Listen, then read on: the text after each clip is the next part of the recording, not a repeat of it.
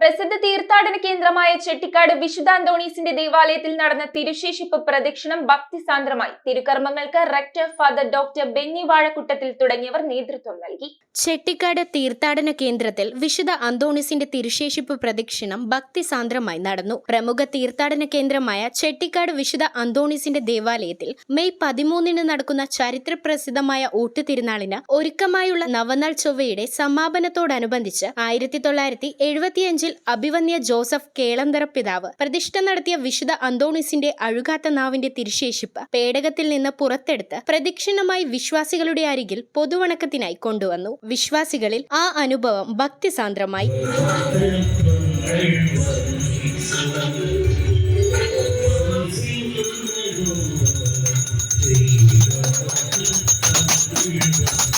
രാവിലെ 6:15 മുതൽ വൈകിട്ട് 6:30 വരെ തുടർച്ചയായി ദിവ്യബലി, നൊവേന, ആരാധന, തിരുശേഷിപ്പ് പ്രദക്ഷിണം എന്നിവ നടന്നു. തിരുക്കർമ്മങ്ങളിൽ പങ്കുകൊള്ളുന്നതിനും വിശുദ്ധന്റെ തിരുശേഷിപ്പുകൾ വണങ്ങുന്നതിനും വിശുദ്ധ അന്തോണീസിന്റെ അത്ഭുത രൂപം ദർശിക്കുന്നതിനും പൊന്നാവ് നേർച്ചയ്ക്കും അടിമ സമർപ്പണത്തിനും അയൽ സംസ്ഥാനങ്ങളിൽ നിന്നടക്കം തീർത്ഥാടകരുടെ വൻ തിരക്കാണ് അനുഭവപ്പെട്ടത്. Rector father doctor Benny Vazhakoottathil, father Nelson job OCD, father Ajay Antony Puthenparambil എന്നിവർ തിരുക്കർമ്മങ്ങൾക്ക് നേതൃത്വം നൽകി. News bureau, Paravur.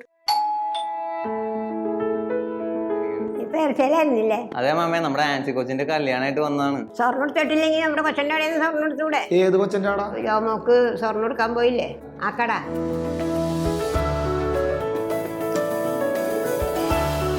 Paravur gold jewellery, north Paravur.